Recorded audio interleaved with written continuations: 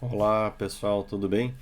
Então, hoje nós vamos fazer aquele laboratório que nós combinamos, que é um exemplo de ataque man in the middle para uma rede Modbus TCP e como o TLS poderia resolver ou evitar que esse ataque tivesse sucesso.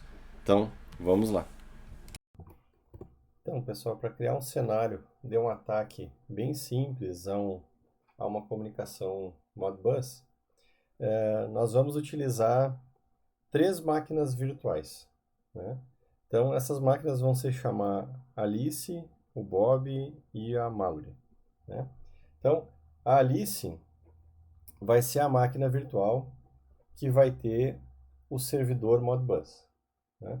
Então, esse servidor Modbus, no contexto do Smart Grid para comunicação de geração distribuída, ele é um inversor inteligente, né? Então, o inversor inteligente ele atua como um servidor Modbus. O Bob ele vai ser o nosso cliente Modbus, que no contexto da nossa aplicação ele é o gerenciador de energia, né? E o Mallory vai ser a máquina que vai atacar essa comunicação, né? Então esse é o agente malicioso da nossa história, né? Então o Mallory na verdade ele é um computador, né? Ou até um Raspberry Pi, alguma coisa desse tipo, que se encontra na mesma rede em que está o inversor ou o gerenciador de energia, né? Então, exemplificando aqui a UTF-PR, então, se o inversor, o gerenciador estão na rede da UTF-PR, para esse ataque ser efetivo, esse malware teria que ser um computador que está na mesma rede. Então aqui talvez fique mais visual, pessoal. A gente tem a Alice, que é o servidor Modbus, Bob, que é o cliente Modbus, e o Mallory, que é o agente malicioso, todos conectados no mesmo hub, que no final das contas é um barramento. Então, vamos lá para o laboratório. Então, qual que é a ideia dessa prática? Aqui a gente tem um cliente, desculpe, um servidor Modbus bem simples, né, em linha de comando, que vai aceitar conexões na porta 502, que é o padrão do Modbus, e vai aceitar leituras ou escritas nos tipos padrão do Modbus, né, os tipos de dados padrão, que são os registradores de retenção, os holding registers, né, os registradores de entrada, que só permitem leituras, os bits de entrada, que só permitem leitura também, e o outro mapa de bits, que são as bobinas, na época do Modbus, que permitem escrita e leitura, né? Então, esse servidor ele funciona tanto sem segurança como com segurança, né? Então, se eu basicamente executar esse servidor aqui, ele começa a escutar a porta 502, que é a porta do Modbus, né? Então, antes de partir para o Bob, que seria o nosso gerenciador de energia, vamos só ver qual que é o IP dessa máquina, né? O IP dessa máquina é o 2021, que é o IP para o qual eu tenho que conectar, né? Então, vou ligar de novo o servidor aqui. Então, indo para o Bob, o Bob tem um cliente Modbus que vai se conectar naquele servidor, né? Então, notem que, além disso, eu tenho nessa máquina Alice aqui um software chamado Wireshark que vai monitorar a rede. Eu vou ligar aqui o monitoramento da rede e vou filtrar pacotes Modbus, né? Então, a partir de agora, ele está filtrando pacotes Modbus. Como não chegou nenhum pacote Modbus, ainda está vazio a tela, né? Então, o nosso exemplo vai ser uma leitura, o "-r", que é a leitura, "-r" é grande, aqui são registradores de retenção, né? E eu vou ler a partir do endereço 1, 10 registradores, né? E eu vou ler de quem? Daquele IP lá, 10.021, né? Então, vamos lá, fiz a leitura. Então, vocês vão notar que a gente colocou só para o registrador 1, ele tem o conteúdo 0, o registrador 2 o conteúdo 1, e assim por diante, né? Mas o que seriam esses registradores de retenção no Modbus? Se eu for contextualizar pelo padrão do SANSPEC, é nesses registradores que estão alocados os modelos de dados SANSPEC, que na verdade é basicamente o padrão IEC 61850 adaptado para o Modbus, né? Então, se eu for ler, por exemplo, uma tensão, ela é um float são 4 bytes, provavelmente ela vai estar em 2 registradores Modbus essa informação. Metade num registrador e metade no outro registrador. Né? Então, no Sanspec, certos dados ocupam 2 registradores, certos dados ocupam um registrador, ou tem dados que ocupam até 4 registradores. Né? Então, nesses registradores é que estão os dados de tensão, de corrente, de fator de potência, inclusive a informação se o inversor está ligado ou não. Né? Então, aqui são dados genéricos só para o nosso exemplo. Né? Então, notem que, voltando para a Alice, apareceram 2 pacotes Modbus aqui no Wireshark. Né? Por que 2? Porque foi a requisição, o pedido, né, de leitura de dados e a resposta. Né? Então, se eu clicar aqui no pacote, eu vou conseguir ver que existe o frame Ethernet, a parte do IP, do TCP, adaptação do Modbus TCP e o protocolo de aplicação Modbus. Então, foi feita uma função de leitura de Holding Registry. Né? A partir do endereço 0, existe uma pequena diferença aqui no nosso protocolo. Quando eu peço a leitura de 1, na verdade, ele está lendo o registrador 0. Né? E a contagem são 10. Né? Então, eu estou lendo 10 registradores. Na resposta, vocês vão ver que a resposta identifica que é uma leitura de Holding Register. Ela diz que tem 20 bytes a resposta, porque são 10 registradores de 16 bits. E aqui está a resposta. O registrador 0 tem 0, o registrador 1 tem 1, o registrador 2 tem 2, e assim por diante. Então, esse é o pacote de resposta. Então, com esse Wireshark, eu estou monitorando a rede aqui no servidor. Né? Lembrando que o servidor é o nosso inversor inteligente. Ok. Então, essa comunicação ela está funcionando a contento, né? Sem nenhum problema, até que existe uma terceira máquina aí que entra na nossa história, que é o invasor. Né? Então, antes de falar nesse invasor, eu vou voltar aqui para as máquinas Alice e Bob. Eu vou até cancelar aqui o servidor, só para mostrar outra coisa. Se eu fizer isso aqui, ó, o que ele vai me mostrar? Eu estou em Alice, que é o IP 10021, e ela tem aqui o caminho para mandar uma mensagem para o Bob.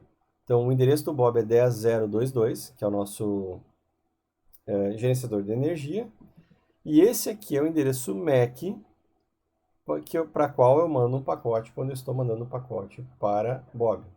Né?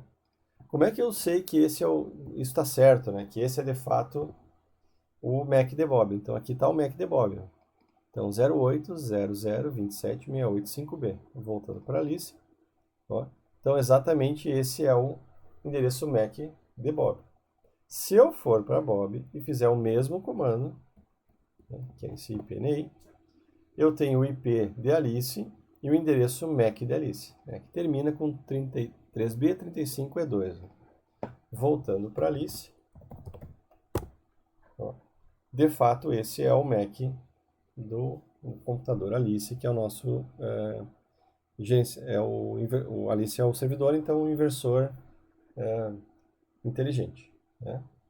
Então, quando eu tenho esse computador agora, o Mallory, que é o nosso invasor na jogada, a primeira coisa que tem que ser dita é o seguinte: esse computador pode estar sendo acessado de dentro da universidade, né, alguém que tem acesso à universidade, ou eu poderia estar num computador que foi infectado por alguma das formas que a gente já comentou na apresentação anterior.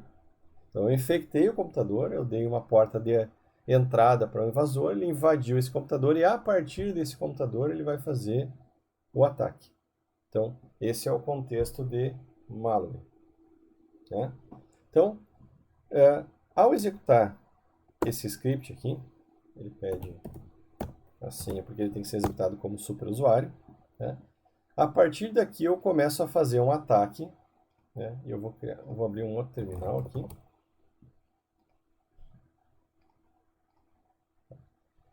Um ataque que se chama envenenamento de cache de ARP. Né? Então, para esse ataque funcionar, eu tenho que pelo menos ter algum pacote transitando na rede desse computador aqui, né, que é o malware, que tem um script malicioso, para as outras duas máquinas. Então eu vou fazer um ping. Deixa eu me lembrar quem que é o IP aqui. 10.022. Então vamos lá. Opa, desculpa, não é IP. Ping, né? 10.021.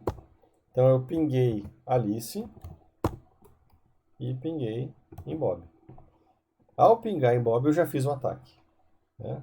Então vocês viram que o script escreveu alguma coisa aqui. Na verdade, o que aconteceu aqui? Voltei para Alice. Então eu vou executar de novo aquele comando ipname. Notem que agora, dentro de Alice, o caminho para Bob, que é o IP 10.022, tem o endereço MAC, desculpem, de Mallory, né? Então, como é que eu sei isso? Se eu voltar aqui no script, iplink, né? Então, esse é o endereço MAC de Mallory. Notem que ele termina com E99C, né? Que é o endereço MAC que está mostrando como caminho para o IP.2 e para o IP.3. Quem é ponto 2? É o Bob. E quem é ponto 3 é o Mallory, o malicioso.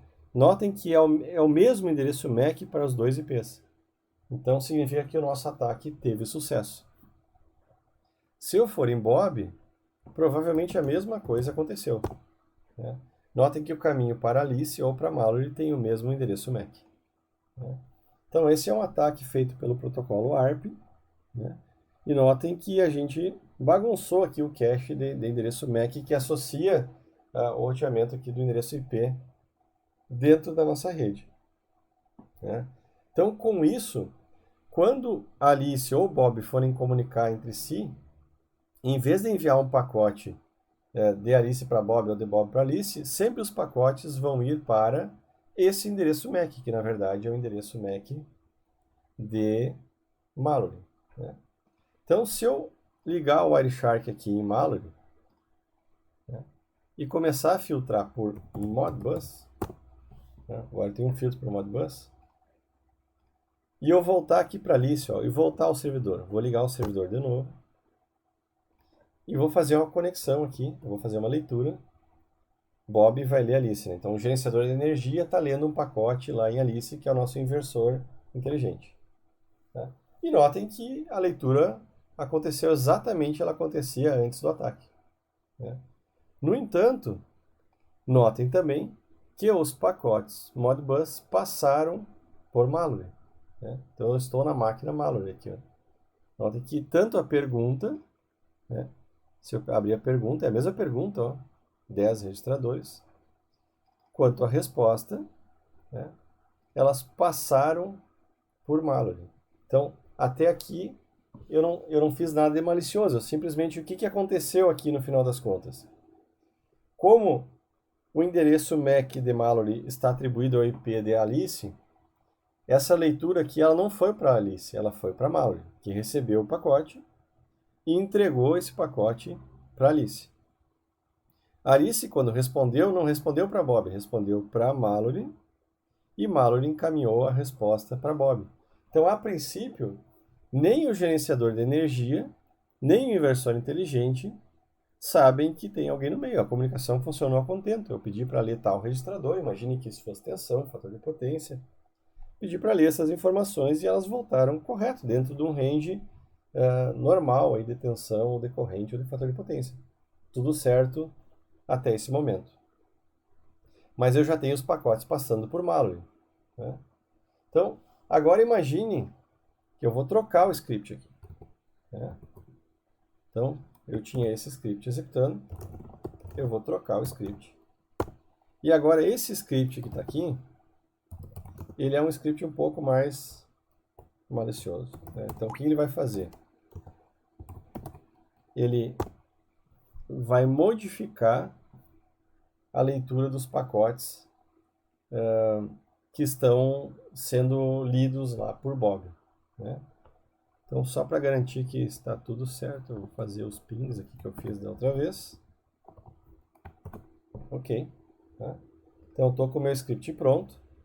E agora eu vou fazer a mesma leitura que eu fiz antes, né? Notem que eu só troquei um script que está em Mallory aqui.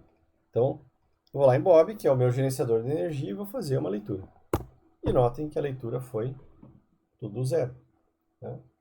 Mas eu estou lendo o mesmo IP, eu estou lendo os mesmos registradores e a mesma quantidade, só que agora eu retorno todos os dados em zero. O que aconteceu então? Esses pacotes passaram por Mallory. Só que agora, né, Mallory modificou o pacote de resposta. Né? Então, até vou abrir. Ó. Inclusive, a resposta correta está aqui. Ó, né? Mas o pacote recebido foi alterado. Né? Então, o que isso significa para o nosso contexto de controlar uma geração distribuída? Né? Até aqui isso significa o seguinte, que, eu vou ler o registrador de consumo de energia. Tá? Então, eu posso modificar o que eu quiser, né? E fazer com que chegue que o consumo de energia foi zero, né? Não teve consumo de energia. Né? Então, esse é uma modificação só na leitura, mas eu posso modificar os pacotes de escrita também. Né? Então, o que eu poderia fazer? Eu poderia fazer um ataque que, ao ser enviado um comando de desligar o inversor, eu posso fazer que esse comando de desligar o inversor nunca chegue. Mas quando eu ler essa informação aqui vai voltar lida corretamente. Né? Então, eu fiz um ataque que garantiu que quem pediu parece que fez o pedido de desconexão com sucesso, mas na verdade, quando ele for ler, eu modifico o pacote e mesmo não tendo ocorrido essa desconexão, eu entrego uma informação de que ela ocorreu. Né? Então, como eu estou interceptando os pacotes estão passando pelo meu agente malicioso, eu posso modificar tanto escrita como leitura. Então, na sequência, eu vou mostrar um vídeo em que mostra a modificação ou a não recebimento do comando de escrita. Bom, então vamos mostrar aqui o ataque na escrita. Né? Então, liguei o meu servidor Modbus. Né? Então, notem que se eu ler os dados, eu estou lendo como eu estava lendo antigamente. Mas agora, se eu escrever, por exemplo, o registrador 1 com o dado 23, ou o registrador 2 com o dado 24, quando eu leio isso de novo, notem que de fato modificaram seus valores. Né? Então, agora eu vou ligar um ataque malicioso aqui, em Mallory de novo. Né? Então, vou ligar aqui o meu script em Python. Né? Vou fazer o mesmo ping que eu fiz, porque eu reiniciei as máquinas para deixar elas antes do ataque. Né? O ataque está preparado. Né? E agora, imaginem que eu vou escrever o registrador 1 com 0. Né? Por que 0? Vou mandar, por exemplo, desconectar lá o inversor e o comando para isso é 0. Vamos supor que 23 fosse o código de ligado e eu vou escrever 0. Então, eu quero desligar o inversor, desconectar da rede. Né? Então, teoricamente, a operação foi feita com sucesso. Agora eu vou pedir para ler e o 23 está lá. Né? Daí mas será que o pacote não foi enviado, né? Então eu não tinha ligado aqui, vou ligar o Wireshark em Alice. Né? Vou ligar ele e vou filtrar de novo em pacotes Modbus. Né? Então, vamos supor que eu sou o gerenciador de energia e quero mandar desconectar lá. Eu quero escrever no registrador 1 a informação 0. Né? E, teoricamente, a operação foi realizada com sucesso. E, de novo, eu leio e não tem 0 lá no registrador 1. Né? Se eu for aqui, ó, a requisição e a resposta vieram. Né? Então, notem a requisição aqui. Ó. Essa foi a requisição de leitura.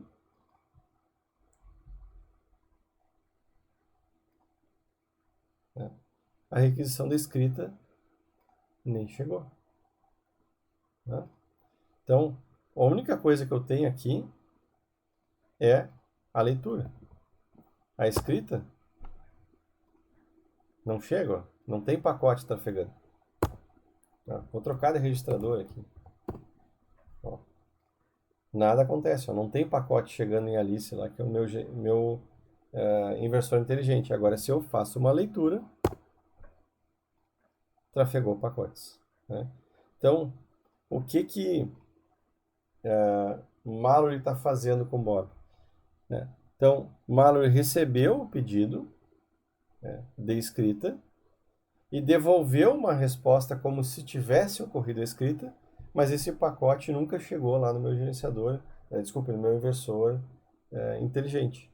Então, como é que eu garanto que de fato está passando por Mallory isso? Ó? Se eu ligar aqui o Wireshark, né? Então, deixa eu religar aqui, filtrar por Modbus, né? E vou fazer uma requisição em Bob, que é o gerenciador de energia. Né? Vou mandar escrever. Esse pacote não chegou aqui em Alice, mas chegou em Mallory. Né? Então, ele recebeu uma requisição e respondeu. Né? Então, houve resposta, ó, escrevi, né? Escrevi o 0. Então, para o gerenciador de energia, ele fez o comando de desligar o inversor. Mas para o Alice, que é o inversor inteligente, esse pacote nunca chegou. Né? Então, esse é um princípio de um ataque. Né?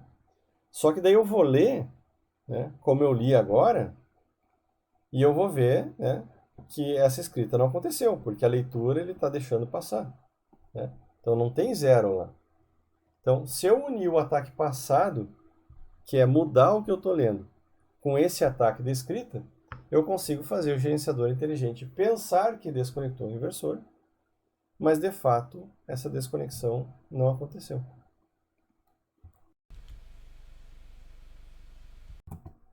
Agora notem o efeito do Modbus TLS no ataque anterior. Então eu liguei o script do laboratório 2, que interceptava a leitura de registradores. Vou ligar o servidor aqui e vou fazer a leitura sem a criptografia, né, sem o TLS. Ó. Então vocês notem que o ataque está funcionando. Né? Então os registradores foram todos alterados para 0. Né? Então, se eu for aqui no Wireshark do servidor, aparece aqui a requisição e a resposta. Tá? Agora eu vou mudar o servidor. Tá? E vou ligar o servidor na porta 802, que é o Modbus seguro. Né? E vou fazer uma leitura do Modbus por TLS, na porta 802. Aqui. Então, o meu gerenciador de energia está fazendo uma leitura por TLS no servidor com TLS. E notem que o ataque não funciona. Né? Por que o ataque não funcionou? Porque se eu olhar aqui o Wireshark, notem que eu não consigo perceber um pacote Modbus aqui. Por quê? Porque ele está criptografado dentro de um pacote TLS. Então, se eu mudar aqui para verificar SSL, né? Então, eu vou fazer a mesma leitura e notem que agora aparece aqui todo o procedimento do protocolo SSL, ou TLS, né?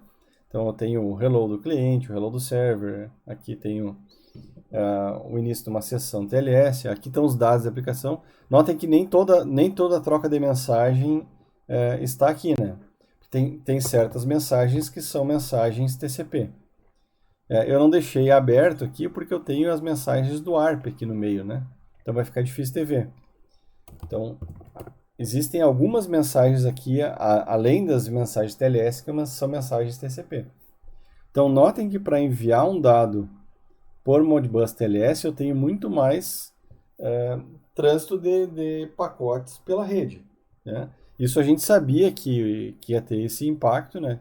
E a gente vai analisar esse impacto nos próximos slides da apresentação.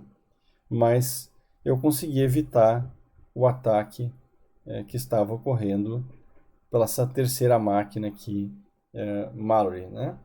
Mas Notem que os pacotes estão passando por aqui, só essa máquina não consegue mais descobrir que esse pacote é um pacote Modbus. Obviamente que eu poderia fazer um ataque de disponibilidade, né? Então, como os pacotes estão passando por aqui, eu poderia bloquear qualquer pacote TLS, mas ao fazer isso, eu vou ser facilmente percebido, porque toda e qualquer conexão segura vai estar sendo bloqueada. Então é isso aí, pessoal. Espero que tenham gostado da aula e as dúvidas a gente tira nas próximas aulas. Até mais.